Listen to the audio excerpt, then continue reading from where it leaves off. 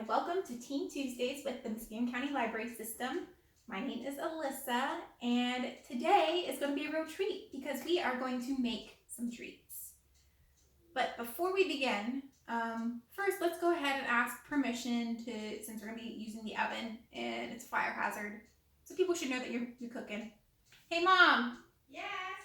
Can I make some cookies? Why, sure. All right.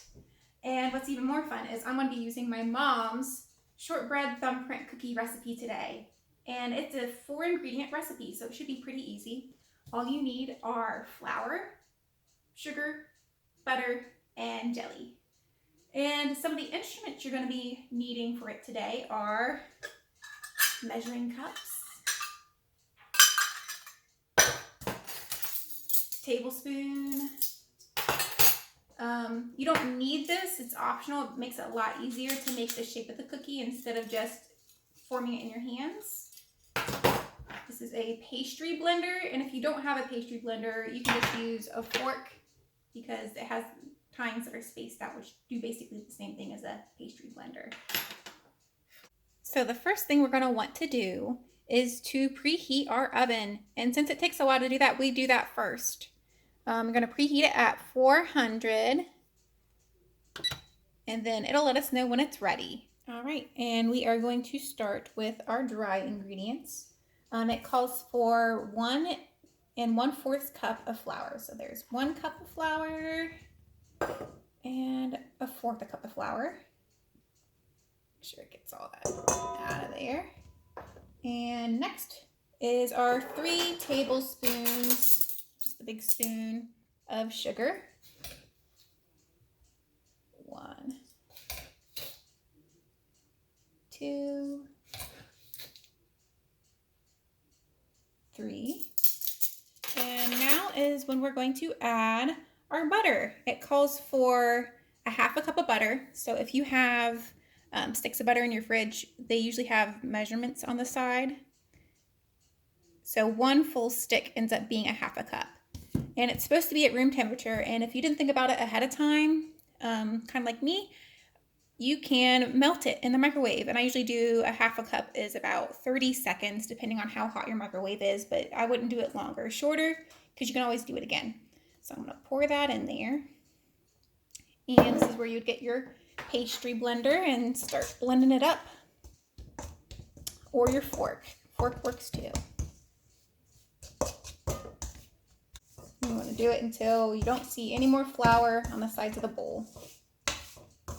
It's nice and clumpy. There's our dough. And next comes the fun part, which we will have to move over to the pan. So now is when we are going to be making the shapes of the cookies. And if you don't have the scooper, I'll show you how to make it. You just form little 1-inch balls. You roll them in your palm. Oh yeah, I'm really bad at it. That's why I use the scooper.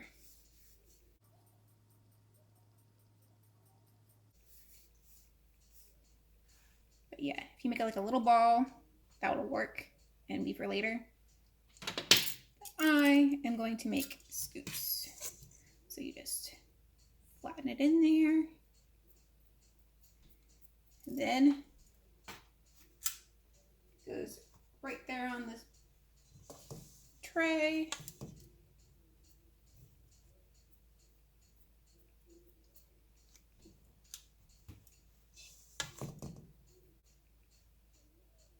So yeah, I usually do about 6 in a row, and then you go continue to the next one.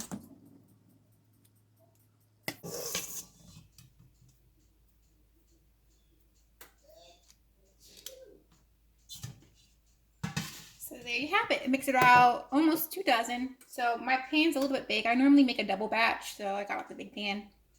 But next is why they're called thumbprint cookies. You go through and press your thumb into each center of the cookie, just enough to where it makes like a little pocket, and that's what's going to hold the jelly at the end.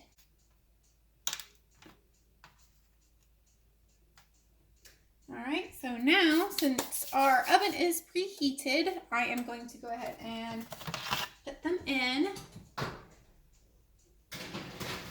and I'm going to put them in for 20 minutes and then I'm going to check. It's good to have a timer because it's easy to forget and you don't want to burn the cookies or the house. So we'll go ahead and wait for that.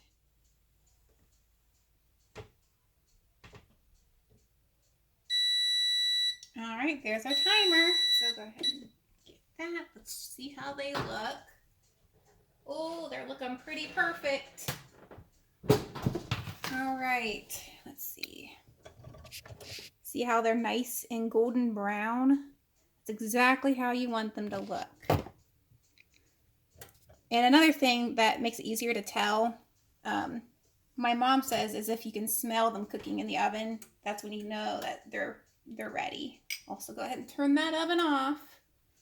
And now we have to jelly them. So get some jelly. I'm using some strawberry jelly. You can do different kinds of jellies. We normally do different kinds, but we're a little low on jelly, so I'm just going to do some strawberry.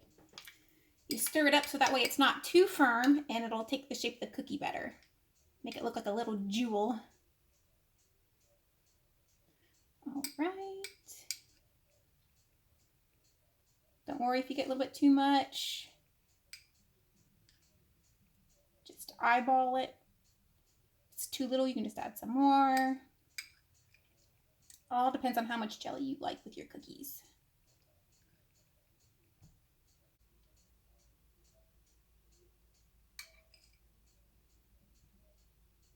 And that is how you make my mom's thumbprint cookies. See you next time.